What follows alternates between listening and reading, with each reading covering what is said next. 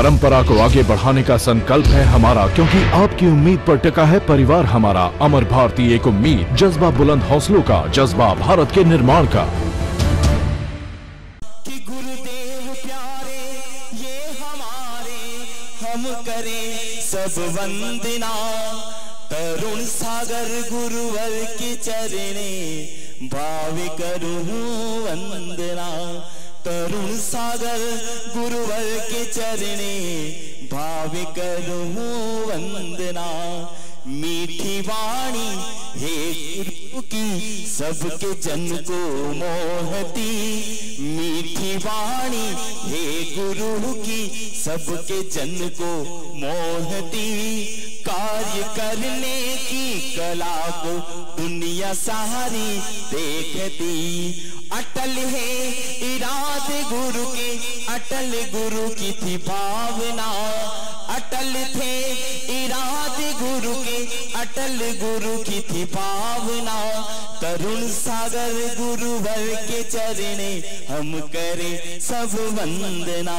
तरुण सागर गुरुवर के चरणे, हम करें सब वंदना। ऐसे गुरु के चरणों में नमन वंदन करना। आज पूरा औरंगाबाद श्री संघ और हर समाज का हर एक प्रतिनिधि, जैन नहीं जैनेतर हर संघ यहाँ आया है। मैं राजस्थान प्रतापगढ़ से आया हूँ पुण्यशाली, जब मुझे पता चला।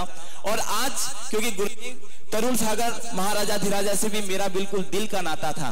प्रतापगढ़ में गुरुदेव के आगमन हुआ है, गुरुदेव की निशा में भी हमने प्रोग्राम किया है। आज सकल श्री संघ की ओर से ऐसे गुरुदेव को बधाता हूँ बड़े ही सुंदर भावों के साथ, कि जब भी देखे चित्र आपका लगता है कुछ कहते हो।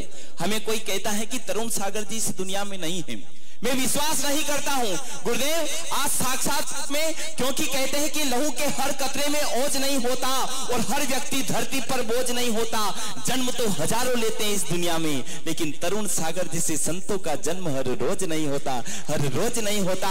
कि जब भी देखे चित्र आपका लगता है कुछ कहते हो, भले हमारे बीच नहीं पर दिल में तो रहते हो। अरे वाणी आपकी गूंज रही है सदा हमारे कर्णों में, वाणी आपकी गूंज रही है सदा हमारे कर्णों में। और हे देवलोक के वासी, सो सो नमन तुम्हारे चरणों में, सो सो नमन तुम्हारे चरणों में।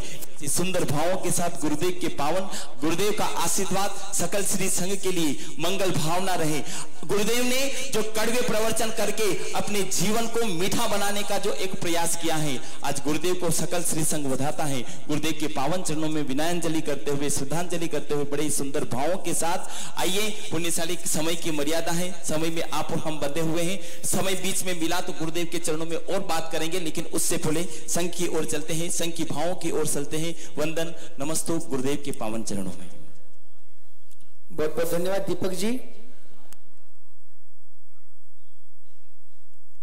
इसके पश्चात इस सभा का प्रारंभ सकल जैन समाज के अध्यक्ष श्री राजेंद्र जी देड़ा, इनकी ओर से मुनिश्री को विनयांजलि के रूप से हम प्रारंभ करने जा रहे हैं।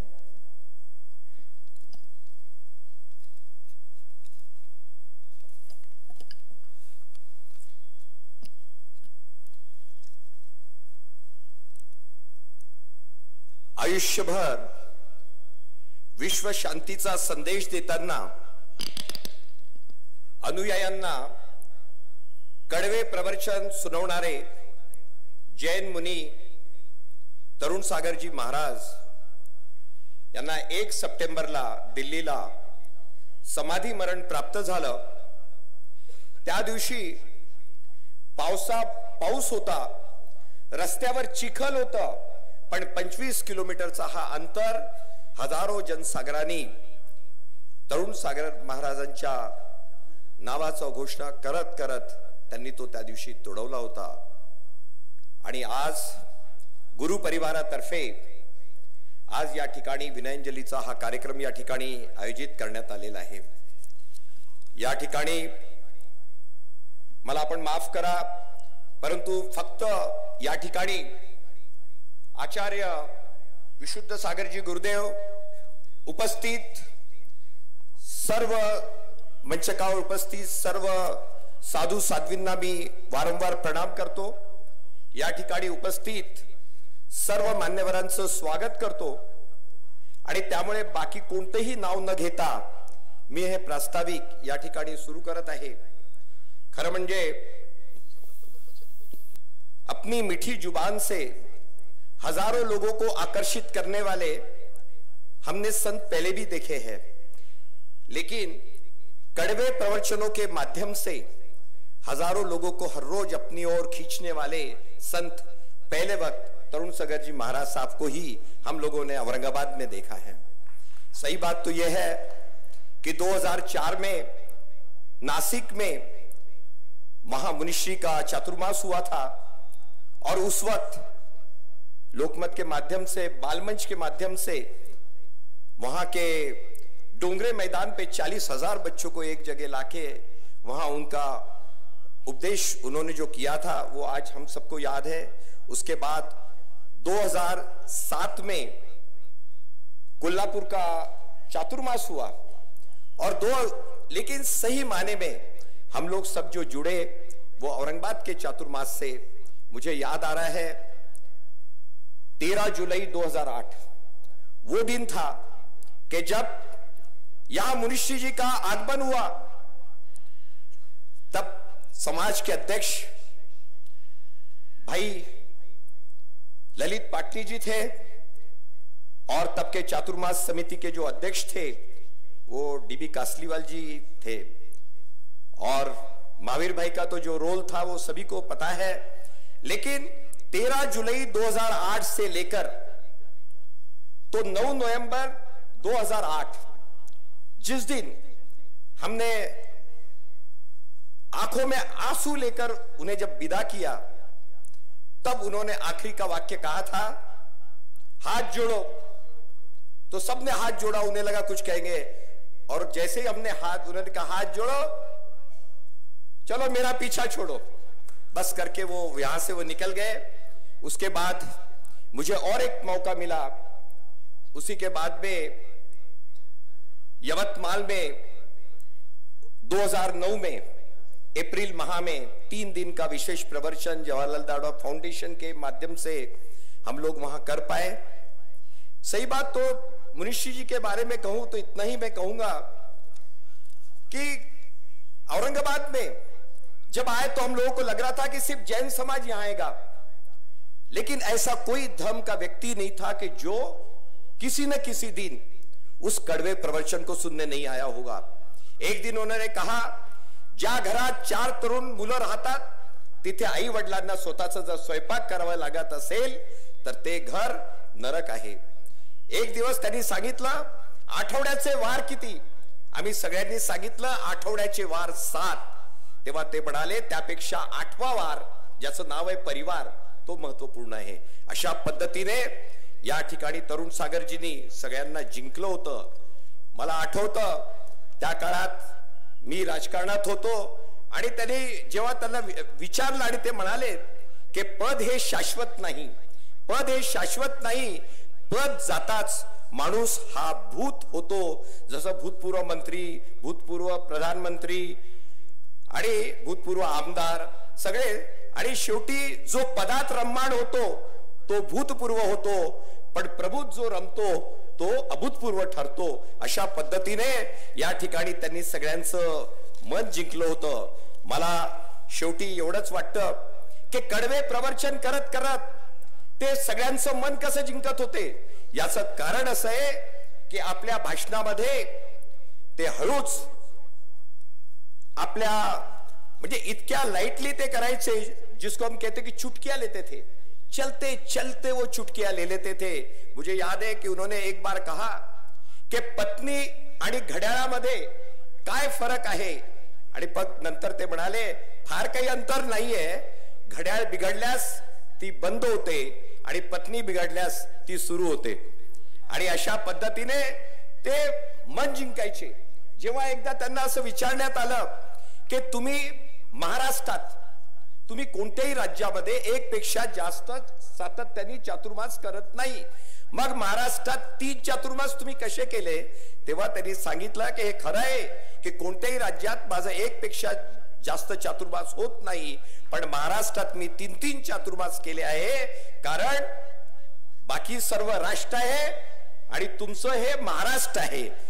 आणि अशा पद्धतीने त्यांनी महाराष्ट्राची गोष्ट सांगितली होती. आज या ठिकाणी बोलणारे वक्ते फार असल्यामुळे या ठिकाणी सगळ्या सकल जैन समाजातर्फे आज या ठिकाणी विनंजली मी या ठिकाणी सादर करतो आणि फक्त प्रभूचरणी एवढीच प्रार्थना करतो की त्यांनी जे कडवे प्रवचन या ठिकाणी आम्हाला ऐकवले होते त्या कडव्या प्रवचनाचं काहीतरी अंश आमच्यामध्ये येऊ दे एवढीच या ठिकाणी प्रभूचरणी प्रार्थना करतो आणि या ठिकाणी विनयांजली अर्पण करतो.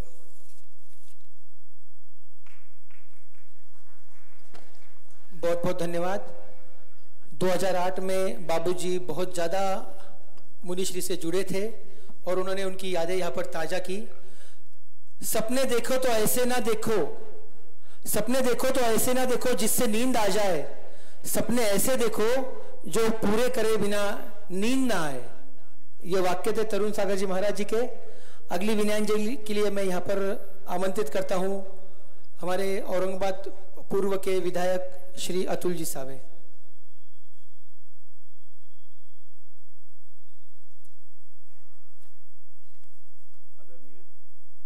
महाराज सर जी, यहाँ पे उपस्थित सभी मानवों, आज आदरणीय क्रांतिकारी राष्ट्र संत मुनि तरुण सागर जी महाराज इनके विनयांजलि के कार्यक्रम पे समय में इतना ही बताना चाहूँगा कि जब उनका औरंगाबाद अशोक होटल के प्रांगण में जब एक प्रवचन का कार्यक्रम हुआ था, मेरे सहकारी नगर सेवक प्रशांत जी देसरडा उस समय मुझे उस कार्यक्रम के लिए लेके गए थे. महावीर भाई भी थे.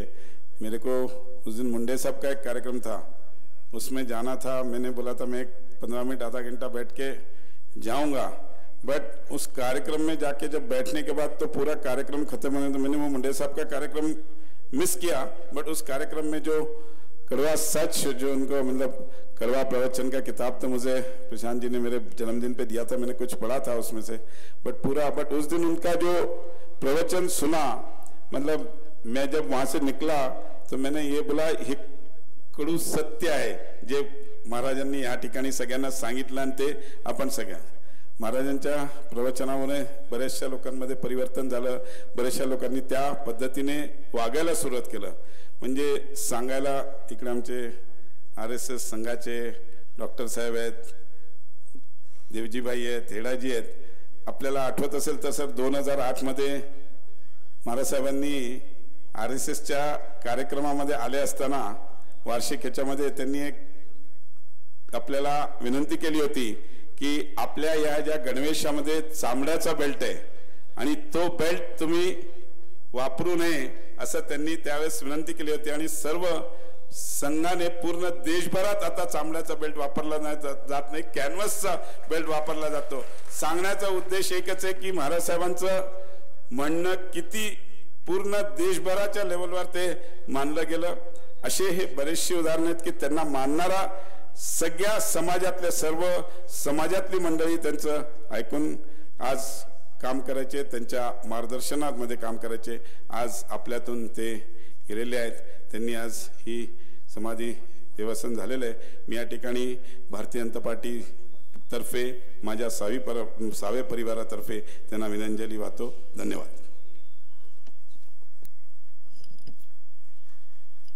बहुत बहुत धन्यवाद.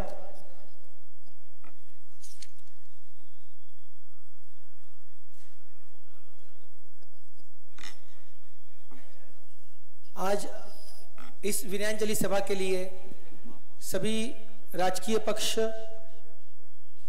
और सभी हमारे जो सामाजिक कार्यकर्ता यहाँ उपस्थित है, उसी श्रृंखला में हमारे लाडले सांसद श्री चंद्रकांत जी खैरे यहाँ पर उपस्थित है. मैं उनको विनंती करूंगा कि वे मुनिश्री को पुष्पांजलि करें. उनके साथ में हमारे इस वार्ड के समाज सेवक श्री लक्ष्मी नारायण जी बाखरिया, चंद्रसागर दिगंबर जैन धर्मशाला के अध्यक्ष आनंद जी सेठी, ये भी आएंगे आगे. अगली विनयांजलि के लिए मैं यहाँ पर आमंत्रित करता हूँ श्री जगन्नाथ जी काळे, व्यापारी महासंघ के अध्यक्ष। इनके साथ में प्रफुल्ल जी मालानी, नगर सेवक सचिन जी खैरे, ये भी यहाँ पर पुष्पांजलि कर रहे हैं।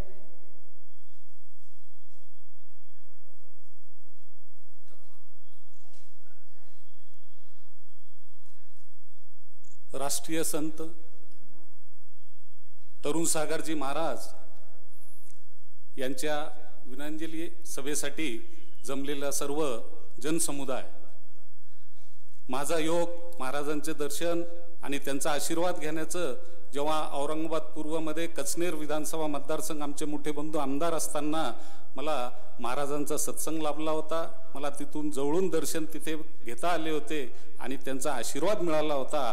हे महाराज फक्त एका समाजाचे नाही, सर्व जाती धर्मांना ते घेऊन चालणारे, सर्व जाती धर्मांना त्यांच्याबद्दल आदर होता। देशात असो जगात असो अशा महाराजांना मानणारा सर्व मोठा जनसमुदाय जगभरात होता। अशा महाराजांना मी माझ्या वतीने, काळे परिवाराच्या वतीने, तसेच औरंगाबाद जिल्हा व्यापारी महासंघाच्या वतीने विनयाञ्जली वाहतो आणि येथेच थांबतो। हरिओम। बहुत बहुत धन्यवाद।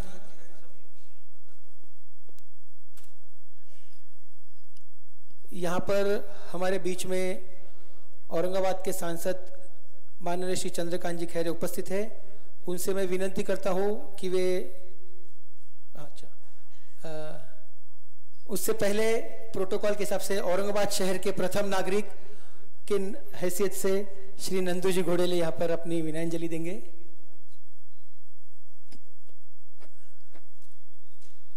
भगवान महावीर जींच्या चरणी कोटी कोटी वंदन। परमपूज्य राष्ट्रसंत तरुण सागरजी महाराज यांच्या चरणी सुद्धा कोटी कोटी वंदन। परमपूज्य गुरुवर्य विशुद्ध सागरजी महाराज तसेच त्यांचा संपूर्ण गुरुवर्य संघ यांना सुद्धा माझी सर्व सेवा या ठिकाणी अर्पण करतो। आजच्या या तरुण सागरजी महाराज यांच्या विनयाञ्जली सभेच्या निमित्ताने सर्वप्रथम तर मी शहराचा प्रथम नागरिक महापौर या नात्याने आदरणीय तरुण सागरजी महाराज यांच्या आणि या शहराचा अत्यंत जवळचा संबंध होता। या शहरामध्ये 2008 साली प्रवचनाच्या माध्यमातून ज्यांचं कडवे बोल म्हणून ज्यांचं एक वेगळंच या ठिकाणी एक म्हणतात कडवे बोलच्या माध्यमातून समाज प्रबोधन, या आठवणी मी कधीच विसरू शकत नाही। शहरवासी सुद्धा कधी विसरू शकले नाही। आज आपण बघतो की प्रत्येक जण या ठिकाणी आदरणीय गुरुवरांच्या आठवणीने भावनिक झालेला आहे। मला वाटतं ही संतांची भूमी आहे। संभाजीनगर या शहराला एक इतिहास आहे आणि या शहरामध्ये आदरणीय गुरुवर्यांचं आगमन आणि आपल्या सर्वांना आशीर्वाद वाटतं हा एक योगच होता। आपल्या सर्वांच्या जीवनातला कधीही न विसरता येणारा हा योग होता। आज मी दैनिक लोकमतच्या माध्यमातून आदरणीय बाबूजी या ठिकाणी, खैरे साहेब आहेत, अतुलजी आहेत, सर्वच मान्यवर आहेत। एक कडवे बोल म्हणून ते कधीही आपल्याला पचत नव्हते, परंतु ते बरंच काही सांगून जात होते। अनेकांना जीवनाचा मार्ग त्या कडवे बोलच्या माध्यमातून आपल्याला या ठिकाणी अनुभवायला मिळाला। अनेकांच्या जीवनामध्ये परिवर्तन झालं। जेव्हा महाराजाचं आदरणीय गुरुवर्य मला वाटतं फक्त शरीराने नाही परंतु प्रत्येकाच्या या देशवासियांच्या हृदयामध्ये ते आहेत। आज त्यांच्या आठवणी, त्यांच्या विचारांनी आपण सर्वजण या ठिकाणी निश्चितपणे एक भाग्यवान, जसं म्हणतो की भाग्यवान आहोत की महाराज आपल्या हृदयामध्ये या ठिकाणी स्थान करून बसलेले आहेत। असं असताना जेव्हा सभागृह सुरू झालं महानगरपालिकेचं, एक ऐतिहासिक अशी ती सभा होती। त्या सभामध्ये सन्माननीय सर्वच नगरसेवक अगदी उभे राहिलेत आणि महापौर महोदय सर्वात आधी आपल्याला आदरणीय गुरुवर्यांना वंदन करायचे या सभेच्या माध्यमातून। काही काळ पिन ड्रॉप सायलेन्स होता त्या सभागृहामध्ये आणि एकच सगळ्यांचा सूर होता की महाराजांच्या आठवणी, महाराजांचा आदर्श, गुरुवारांचा आदर्श या समाजासमोर राहावा म्हणून कुठंतरी त्यांच्या नावाचं चौक या शहरामध्ये असायला पाहिजे. होय, निश्चितच असायला पाहिजे. म्हणून आम्ही या ठिकाणी अतुलजी ठराव केला 7 हिलच्या ब्रिजच्या खाली त्या चौकाला आदरणीय गुरुवारांचं नाव देण्याचा.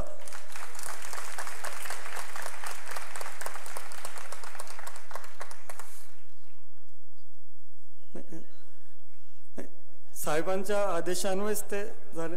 यानंतर दुसरा प्रस्ताव आला सन्मान्य विकास जैन साहेबांच्या माध्यमातून. वेदांत नगरला त्याला वीट्स हॉटेल म्हणतात, कुठंतरी अवघड नाव आहे, परंतु शहरातला एक आपला समाज मोठ्या प्रमाणावर तो बन्सीलाल नगर वेदांत नगर भागामध्ये राहतो. म्हणून त्या वेदांत नगर वीट्स हॉटेलच्या त्या चौकाला सुद्धा या ठिकाणी नाव देण्याचा ठराव त्या दिवशी मंजूर आम्ही केला. विषय या ठिकाणी आला, चौक कोण डेव्हलप करेल. महानगरपालिकेने निश्चितच ही संधी, मी म्हटलं महानगरपालिका करेल, परंतु सगळ्या जणांनी सांगितलं नाही, हा हक्क हा जैन समाजाचा आहे. आणि आपण, मला वाटतं त्या समाजाच्या प्रमुख लोकांनी येऊन मागणी केली की महानगरपालिका करेलच, परंतु त्याच्यामध्ये आमचं कुठंतरी योगदान असावं, जैन समाजाचं, राजस्थानी समाजाचं योगदान असावं. त्या भावनेने तर सर्वजण पुढं आलेत. आणि त्याच दिवशी आम्ही निश्चय केला की आपल्या सर्वांना सोबत घेऊन आपल्या सर्वांकडं आम्ही स्वतः या ठिकाणी येणार आहोत. या कामाकरता आम्ही स्वतः आपल्याकडे येणार आहोत. आणि त्या प्रकार कोणत्या प्रकारे ते चौक डेव्हलप करायचा, कुठं नाव द्यायचं, ये सभी बातें हम सब जन बैठ के तय करेंगे.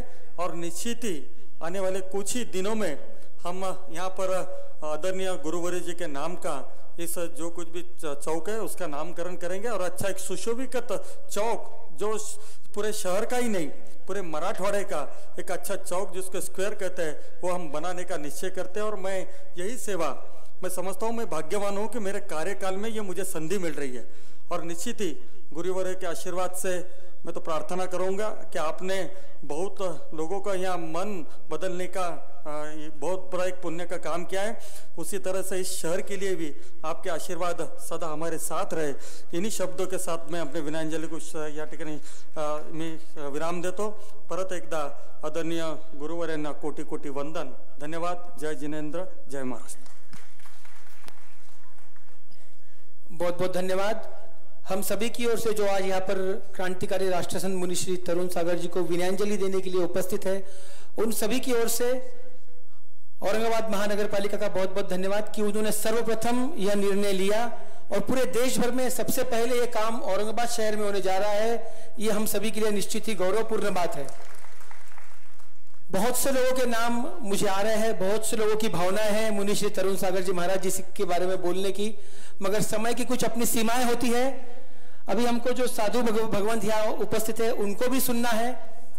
तो सभी से मैं क्षमा चाहते हुए अगले विनयांजलि के लिए सीधे बुलाता हूं हमारे लाडले खासदार माननीय श्री चंद्रकांत जी खैरे साहब.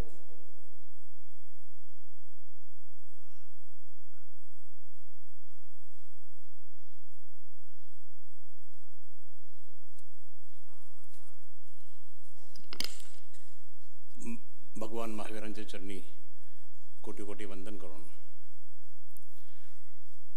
परमपूज्य आचार्य श्री विशुद्ध सागरजी महाराजांच्या चरणी सुद्धा कोटी कोटी वंदन करून व सर्व मुनी संघांना सुद्धा कोटी कोटी वंदन करून आपण सर्वच जण या ठिकाणी जमले आहात. याच ठिकाणी बऱ्याच वेळेस परमपूज्य तरुण सागरजी महाराज या ठिकाणी आले होते आणि त्यावेळेस हा संपूर्ण परिसर त्यांनी डेव्हलप करायचं सांगितलं आणि दरवेळेस इथेच कार्यक्रम घ्यायचा. हेच नाही तर नवरात्रामध्ये सुद्धा त्यांनी ही सुरुवातच केली गुरु मित्रमंडळातर्फे. तरुण सागरजी महाराज एक कडवे प्रवचनकार होते. शिक्षण त्यांचं काही खूप जास्त झालं नव्हतं, परंतु तितक्या ह्याच्यामध्ये त्यांनी किती पुस्तकं लिहिले. आणि त्या पुस्तकातून तुम्ही एक एक जर पुस्तक ऐकलं, आज पण अनेक वर्तमानपत्र रोज त्यांचे एक एक कडवं त्या ठिकाणी देत असतात, पॅराग्राफ देत असतात. त्यांनी ज्या ज्या पद्धतीने आपल्याला सांगत गेले, मार्गदर्शन केलं. काही काही त्यांचं जर आपण वाचलं तर खरोखर ते पुढचं ते त्यांनी सांगितलं की पुढे काय होणार. आपण जो कार्यक्रम घेतला होता तो किती उत्कृष्ट कार्यक्रम झाला होता त्यावेळेस, आणि तिथून त्या ठिकाणी आपण सर्वच जण त्या ठिकाणी त्यांचे भक्त तर पहिल्यापासून होतो, पण त्याच्यानंतर जास्त झालं. अनेक ठिकाणी दिल्लीच्या भागात तर जास्त, परंतु हरियाणा, मध्य प्रदेश त्या भागात तर त्यांना सन्मानच दिला. अनेक राज्यांनी त्यांना सन्मान दिला. अनेक राज्यामध्ये त्यांचं प्रवचन पण झालं, विधानसभेमध्ये सुद्धा हरियाणामध्ये तिकडे. पण हे सगळं असताना त्याने ते खूप लवकर जावं असं कोणालाही वाटत नव्हतं. पण हे सर्व जैन मुनी जे आहेत अगदी निस्वार्थीपणे काहीच नाही, किती त्याग असतो त्यांचा. तो त्याग इतका असतो की तो त्याग म्हणजे आपण गादीवर झोपतो, पलंगावर झोपतो, याच्यावर झोपतो, ते फक्त लाकडी फळीवर झोपतात. मला आठवतं अनेक वेळेस मी ज्यावेळेस दर्शनाला जातो, आर्यनजी महाराजांच्याकडे मी गेलो होतो. बरं, यांना समजा काही त्रास जरी झाला तर ते आयुर्वेदिक औषधं घेतात. मग आमचा जो जालना दवाखाना होता तिथून आम्ही ती औषधे घेऊन आर्यनजी महाराजांना अनेक ठिकाणी गेलो होतो. मग आम्ही एक दिवशी ते संजय गांधी ते बोरिवलीला जो आश्रम होता त्यांचा, त्या आश्रमात आम्ही गेलो होतो. मी आणि माझे मित्र केशवनाथ जैन डोंगाडे आपले सदस्य. महाराज झोपले होते, आम्हाला उशीर झाला, शोधत त्यांना गेलो तिथे. अगदी लाकडी ते याच्यावर झोपलेले होते. आम्ही बसून राहिलो. मला महाराजांचे ज्यावेळेस डोळे उघडले त्यावेळेस आपण डोळे उघड, अरे तुम्ही कधी आलात? मग त्यांना औषधं दिल्या.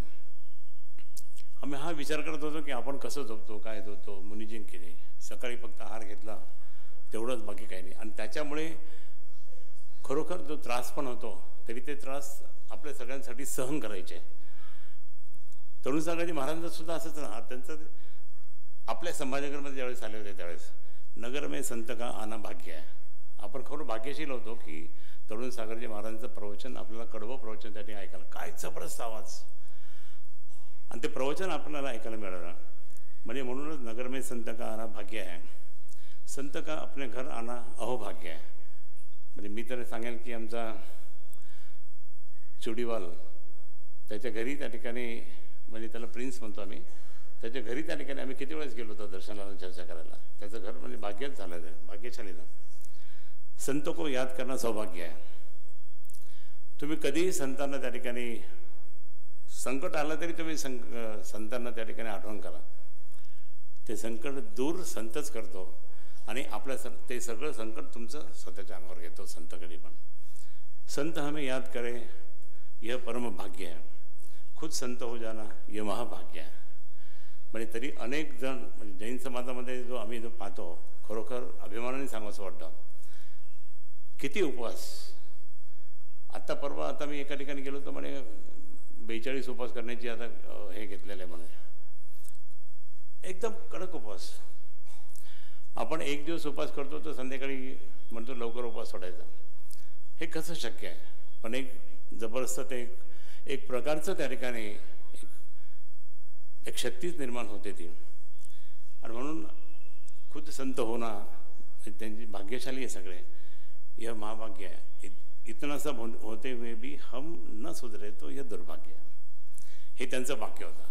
आणि म्हणून हे खरोखर मी सांगतो की जर समजा आपण त्यांनी जे आपल्याला किती शिकवण त्यांची शिकवण किती मोठी होती, आणि ती शिकवण जर आपण त्या ठिकाणी जर आपण आपले आत्मसात केली नाही तर काय होईल. आणि म्हणून आज संपूर्ण संभाजीनगर जिल्ह्याच्या वतीने शिवसेना पक्षातर्फे कडवे प्रवचनकार राष्ट्रसंत तरुण सागरजी महाराजांनी आम्ही कोटी कोटी वंदन करून भावपूर्ण आदरांजली वाहतो. आणि नेहमी त्यांची आठवण होईल असं स्मारक या ठिकाणी महापौरांनी आता घोषणा केली, परंतु ती तशी कार्यान्वित करू असे मी या ठिकाणी आपल्याला सांगतो. कारण संतांशिवाय काही नाही आहे. संत जर असेल तरच आपल्याला आपल्या आयुष्य पुढचं यशस्वी होत राहतं. पुनश्च एकदा भावपूर्ण आदरांजली वाहतो. जय हिंद, जय महाराष्ट्र, जय महावीर.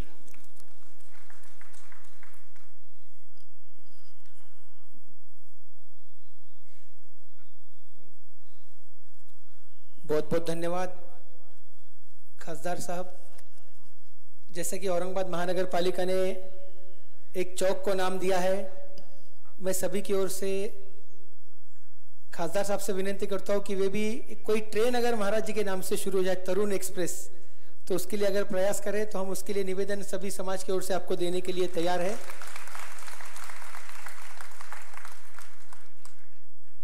इस विनयांजलि सभा की अगली कड़ी के लिए मैं आमंत्रित करता हूं राष्ट्रीय स्वयंसेवक संघ के श्री डॉक्टर उपेंद्र जी अष्टपुत्रे। जब 2008 में यहां पर हम लोग बड़ा प्रयास कर रहे हैं कि संभाजीनगर से दिल्ली ट्रेन जल्दी चालू हो जाए, और वो हो सका जल्दी ही 3-4 महीने के अंदर चालू करने का प्रयास है। 28 तारीख को हमारे नांदेड़ में बैठक भी है, और मैं निश्चित रूप से अभी रेलवे बोर्ड चेयरमैन और रेलवे बोर्ड के मंत्री जी को ये कहूँगा, ये ट्रेन जो चालू हो रहे हैं उसका नाम तरुण सागर जी एक्सप्रेस का दिया जाए, क्योंकि यहाँ अपने आए थे और उनका वास्तव्य दिल्ली में बहुत ज़्यादा प्रमाण से रहा है। दिल्ली में ही उनका समाधि हो गई है, इसलिए वो हम लोग करेंगे, क्योंकि वो राष्ट्र संत हैं। ऐसा कोई की टीका टिप्पणी होने की कहीं काम नहीं है, ये निश्चित से कर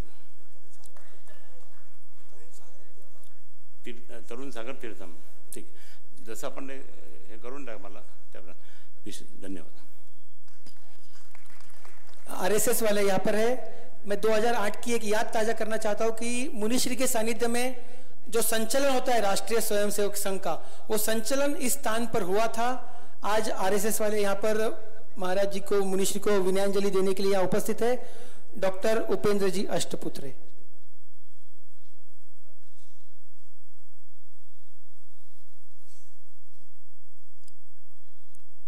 सर्वांना प्रणाम। खरं सांगायचं तर संत देहानं आपल्यातून गेले, पण ते संपले असं आपण काही म्हणू शकत नाही। संतांची जी शृंखला आहे, जी मालिका आहे, ती चालूच आहे। आज ते आपल्यात नाहीये। अवघ्या 51व्या वर्षी त्यांचं निधन झालं, ते एका परमात्म्यात विलीन झाले।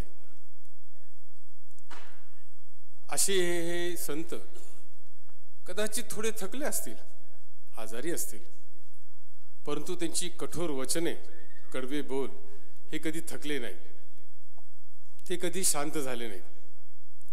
आपण असं म्हणू शकतो की ते जरी गेले तरी त्यांच्या माघारी त्यांचे कडवे बोल किंवा त्यांचे प्रवचन आज शिल्लक आहेत। त्या मार्गदर्शनाखाली आपण पुढे पुढे जात राहणार। आयुष्याची शिदोरी त्यांनी आपल्याला सुपूर्द केलेली आहे, त्या आयुष्याच्या शिदोरीवर आपण पुढे पुढे जात राहणार। त्यांची बोलण्याची पद्धती खूप अनोखी होती, ते आपल्या सर्वांना माहिती आहे। ते नाहीत तर काय, पण आपल्या देशाची परंपरा अशी आहे की आपली ही जी भूमी आहे हिला धर्मभूमी म्हणतो आपण। या धर्मभूमीमध्ये अनेक संत होऊन गेले, अगदी समर्थ रामदास, संत तुकाराम असे अनेक संत होऊन गेले। त्यांनी सुद्धा काही कठोर वचने बोललेली आहेत। नाठाळच्या माथी मारू काठी असे संत तुकाराम म्हणून गेले। समर्थ रामदास सुद्धा या संदर्भात काही मागे नव्हते। बाबासाहेब आंबेडकरांनी सुद्धा आपल्या समाजामध्ये असलेल्या ज्या कुरीती आहेत, कुपद्धती आहेत, त्याच्यावर प्रहारच केलेला आहे। तर हा जे प्रहार करण्याची जी कला आहे ती अशा या संतांना लाभलेली आहे। स्वामी विवेकानंद शिकागोत गेले, भारताची परंपरा थोरवी हे तिथपर्यंत घेऊन गेले। अशा तऱ्हेचे सारे संत आपल्यामध्ये आहेत, आणि असे संत हे आपल्याकडे जन्माला येतच राहतील, यात काही शंका वाटत नाही। आताच उल्लेख झाला की याच ठिकाणी तरुण सागरजी आले होते आणि संघाचा कार्यक्रम होता विजयादशमीचा, आणि त्याच कार्यक्रमात ते म्हणाले होते की आपण हे चांबड्याचे बूट आणि चांबड्याचे पट्टे वापरू नये, आणि खरोखरच पुढच्या टप्प्यामध्ये आपण ते बदललं। मला या गोष्टीचा खूप आनंद होतो। त्यांची काही एक गोष्ट मला अजूनही आठवते। मी एकदा गुलबर्ग्याला गेलो होतो कर्नाटकामध्ये. तर त्या कर्नाटकात म्हणजे माझं शिक्षणही तिथंच झालं. ते एक परिवार आहे शहा परिवार म्हणून. त्या परिवारामध्ये मी खूप जायचो. ते शहा परिवार म्हणजे दिगंबरपंथी जैन होते. मी एकदा सहज त्यांच्याकडे गेलो. साधारण सकाळची 11ची वेळ होती आणि सगळेजण कुठेतरी जायच्या तयारीत होते. तर मला वाटलं मी चुकलो काय की आपण कसं काय आलो बा आता. रविवार होता नेमका. तर मी म्हणालो मी पुन्हा येतो, तुम्हाला कुठेतरी जायचं आहे. नाही नाही म्हणे आम्ही आमच्या गुरूंना भेटायला चाललो, तर तू येशील का. तर मी म्हटलं का नाही येणार. म्हणजे तुला आमचे गुरु चालतील का. म्हटलं गुरु सर्वांचेच असतात. तर गुरु सर्वांचेच असतात ही भावना आपल्या समाजामध्ये नक्की नीट रुजली पाहिजे आणि तशी ती रुजली पण आहे. त्यामुळे हे असे सारे संत हे सर्व समाजाचे मार्गदर्शक असतात. एकदा याच ठिकाणी 9 वर्षाखालची घटना आहे, मला ती चांगली स्मरते. मी देवजीभाई पटेल आणि संजय जैन म्हणून आपले एक संघाचे कार्यकर्ते आहेत. सोबत अजून काही कार्यकर्ते जगन्नाथजी गुळवे, त्यानंतर सर्जेराव, अशी काही मंडळी आम्ही तरुण सागरजींना भेटायला गेलो. त्यांचा आशीर्वाद घ्यायचा होता. आम्ही त्यांना म्हणालो की आम्ही तरुण मुलामुलींनी आपला धर्म परिवर्तन करून घेऊ नये, अन्य चुकीच्या धर्मामध्ये विवाह बंधनामध्ये त्यांनी जाऊ नये असा आम्ही प्रयत्न करत आहोत. तुम्ही आम्हाला आशीर्वाद द्या. तर ते म्हणाले की मी तर तुम्हाला आशीर्वाद देतच आहे. त्यांनी प्रत्येकाला हातामध्ये एक एक फळ दिलं आणि पुढे म्हणाले की मी स्वतः जेव्हा जेव्हा प्रवचन करील त्या प्रवचनामध्ये हा विषय जरूर मांडेल. असं म्हणतात की तरुण सागरजींची संपत्ती किती, तर आपण सारी त्यांची संपत्ती आहोत खरं तर. आणि आपण पाहायला जर गेलो ना तर एक मोरांच्या पिसांचा एक पंखा आणि कमंडलू अशी त्यांची संपत्ती. काही मागायचं नाहीच कोणाला, फक्त द्यायचं. अशा स्वभाव असलेले हे संत आज आपल्यामध्ये नाहीत. हे खरं जरी असलं तरी मला असं वाटतं की त्यांची खरी श्रद्धांजली किंवा त्यांच्यासाठी खरी विनयांजली जर आपल्याला व्यक्त करायची असेल तर आपण साऱ्यांनी त्यांनी सांगितलेल्या मार्गावरून गेलं पाहिजे. त्यांनी कशाचाच हव्यास केला नाही, पण आपण जीवनामध्ये हे पाहिजे ते पाहिजे असं कितीतरी करत राहतो. आपण कुठं थांबायला तयारच नाही. तर मला असं वाटतं की वित्तेषणा म्हणजे पैशाची हाव, लोकेशना म्हणजे आपल्याला हाव असते मोठेपणाशी. समाजानं आपल्याला मोठं म्हणावं, आपले फोटो काढावेत, आपल्या पेपरमध्ये नाव यावं, मोठमोठे होर्डिंग्स लागावेत, आपल्या विना चालू नये, अशा तऱ्हेचं आपली भावना तयार होते. तर ह्याला म्हणायचं वित्तेषणा आणि लोकेशना. मला कधी कधी असं वाटतं की खरंच आपण काय शिकू लागलो त्यांच्यापासून. आणि जर खरंच शिकायचं असेल तर मला खात्री वाटते की आजपर्यंत जे काही झालं असेल ते कदाचित झालं असेल. कदाचित आपण खूप पैसा मिळवला असेल, कदाचित आपण खूप नाव कमावलं असेल, पण त्या नावाबरोबर जीवन सार्थकी लावायचं असेल तर आपण ह्या सगळ्यांचा मोह आपण टाळून दिला पाहिजे. आपण सारे जण समाजासाठी धडपड करूया, कष्ट करूया. मी स्वतः माझ्या व्यक्तिगत परिवारातर्फे आणि राष्ट्रीय स्वयंसेवक संघ आणि राष्ट्रीय स्वयंसेवक संघ जनकल्याण समितीच्या द्वारे वतीनं मी विनयांजली अर्पण करतो. धन्यवाद.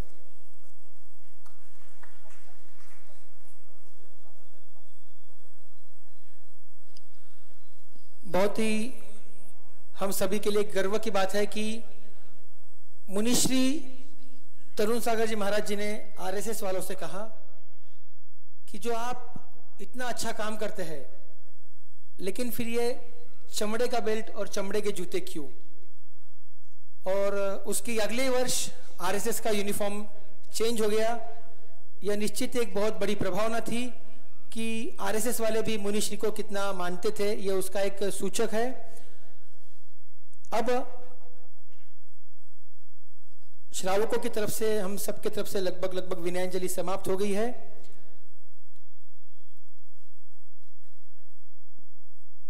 अब मैं यहां पर विनंती करता हूं कलकत्ता निवासी तेरापन सभा के उपासक सुरेंद्र जी सेठिया यहां पर आ रहे हैं.